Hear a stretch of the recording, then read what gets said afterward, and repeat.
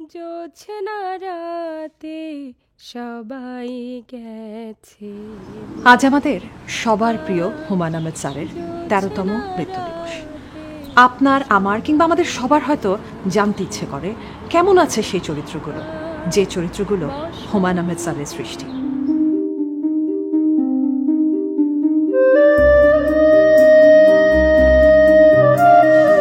মিসির আলী এখন ভীষণ চিন্তিত, না নতুন কোনো সমস্যার কারণে না। তিনি এখন চিন্তিত কারণ হুমায়ূন স্যার নেই। যে মানুষটি তার সত্তাকে সৃষ্টি করেছেন তিনি রাস্তাকে ধাঁধার মধ্যে ফেলে চলে গেছেন ওপারে। হুমায়ূন স্যার ছাড়া তো মিসির আলী কোনো সমস্যার সমাধানই করতে পারছেন না, আর তাই তিনি আর ভীষণ চিন্তিত।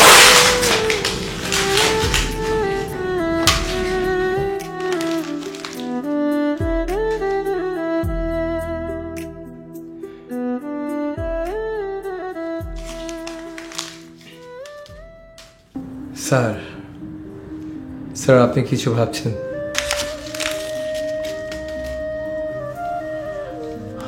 আমার ভাবনার সীমা বন্ধ হয়েছে আজ থেকে সেই ১৩ বছর আগে। এখন আমি শুধু তাকিয়ে থাকি দূর আকাশের ওই পূর্ণিমার দিকে, হয়তো মিলবে কোনো দিশা।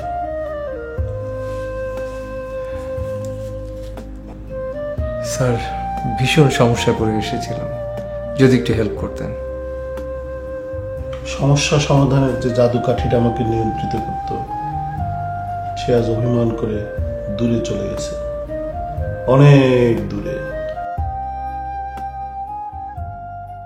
শোয়া চান পাখি রে আমার, শোয়া চান পাখি, আমি ডাকি তাসি তুমি ঘুমাইছো নাকি? আমি ডাকি তাসি তুমি ঘুমাইছো নাকি?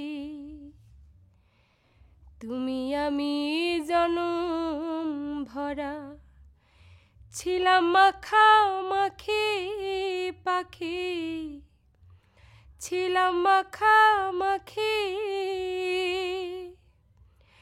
আজ কেন হইলে নীরব?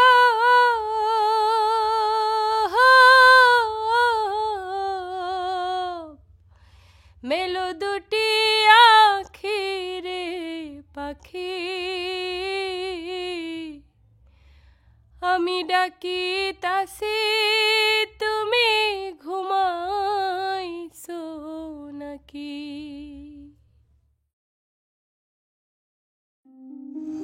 রূপা এখন আর নীল শাড়ি পরে না, একটুতেই আর বিরক্তও হয় না। তার দৃষ্টি আজ শান্ত, আজ তার কোনো তাড়া নেই। তোমাকে এই হলুদ শাড়িতে ভীষণ বিশ্রী লাগছে। কি অবাক কাণ্ড, তুমি চোখে কাজল পরনি? তুমি জানো না কাজল ছাড়া মেয়েদের চোখ দুধ ছাড়া চায়ের মতো? নীল রংটা এখন আমার বেদনার রং মনে হয়। আর কাজলের কথা বলছেন? যে আয়নায় আমি কাজল পরতাম সে আয়নায় আমার হারিয়ে গেছে। আয়না ছাড়া কি কাজল পরা যায়? সবই তো বুঝলাম, আপনি এমন করে চুল বেঁধে রেখেছেন কেন? আজ পূর্ণিমার রাতে মৃদু বাতাস বইছে, চলুন চুল খুলে পূর্ণিমা দেখি। এই পূর্ণিমার আলোয় আমি আর মুগ্ধ হতে চাই না। যে আমাকে এই পূর্ণিমার প্রেমে ফেলেছিলেন তাকে ছাড়া আমি এই পূর্ণিমার সৌন্দর্য দেখতে চাই না। আমি নিজেকে যেমন বেঁধে রেখেছি আমার চুলকেও তেমন বেঁধে রেখেছি। একটা ছিল সোনার কন্যা মেঘে বরং কেশ, ভাটি অঞ্চলে ছিল সেই কন্যার দেশ। দুই চোখে তারা হারে কি মায়া, নদীর জলে পড়ল কন্যার ছায়া। তাহার কথা বলে তাহার কথা বলতে বলতে নাও দৌড়াইয়া চলি, এখন তাহার কথা বলি। তাহার কথা বলতে বলতে নাও দৌড়াইয়া চলি। একটা ছিল সোনার কন্যা, মেঘে বরণ কেশ, ভাটি অঞ্চলে ছিল সেই কন্যার দেশ। আজ পূর্ণিমা, জ্যোৎস্নার আলোতে যেন পুরো পৃথিবীটা সেজেছে অপরূপ সাজে। কিন্তু এই পূর্ণিমাকে উপেক্ষা করে হিমু আজ ঘরের ভেতরে। এখন সে আর ঘরের বাইরে যায়ই না। তারপরও যেন ক্লান্তির শেষ নেই তার।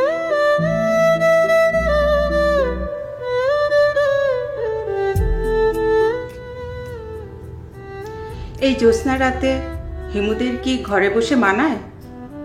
এই নাও তোমার হলুদ পাঞ্জাবি, পরো, চলো জ্যোৎস্না দেখি। এই রংটা আজ আর মানাই না। আমি ভীষণ ক্লান্ত, আমি একটু ঘুমোতে চাই। আচ্ছা, আমি রূপা নই বলে তুমি কি আমার সাথে জ্যোৎস্না দেখতে যাবে না, তাই তো? হিমুরা কখনো মিথ্যা বলে না। আমি সত্যিই ভীষণ আজ ক্লান্ত। ক্লান্ত? কিন্তু কেন? তুমি তো আর এখন আগের মতো হাঁটো না। তোমার কি সেই পথ চলা শেষ হয়ে গেছে? পথ চলা শেষ হয়নি, কিন্তু যিনি আমাকে পথ দেখাতেন তিনি আজ অন্য পথে চলে গেছেন। তবে তুমি কেন সেই পথে যাচ্ছ না? চাইলেই সে পথে যাওয়া যায় না। আর আমার জন্য যারা অপেক্ষা করছে তাদের দেওয়ার মতো কিছুই নেই। মায়াবতী, তুমি চলে যাও। কিন্তু কোথায় যাব আমি? আমার ভাঙা ঘরের ভাঙা চালা, ভাঙা বেড়ার ফাঁকে অবাক জ্যোৎস্না ঢুইকা পরে হাত বাড়াইয়া ডাকে।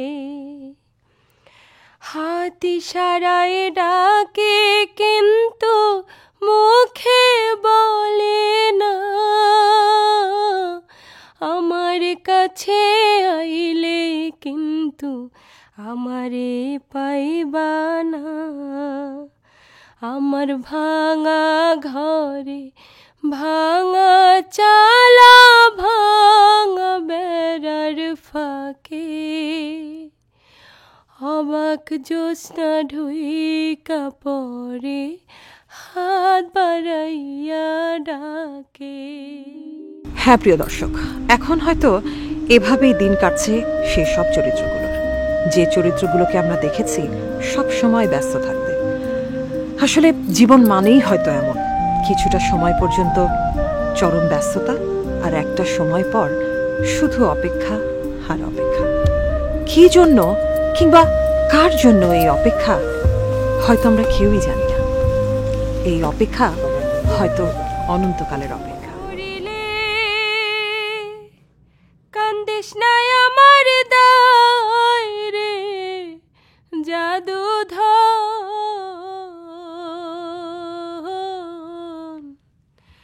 মরিলে কান্দিস না আমার দায়, মরিলে কান্দিস না আমার দায়। সূরা ইয়াসিন পাঠ করিও বসিয়া কাসায়, যাইবার কালে বাঁচে যেন শয়তানের ধোকায় রে জাদুধন,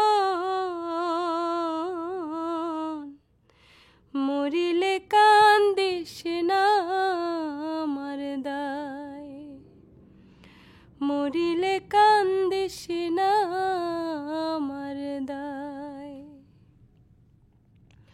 বুক বান্দিয়া কাছে বৈশা গোসল করাইবা, কান্দনের বহদলে মুখে কলমা পড়িবা।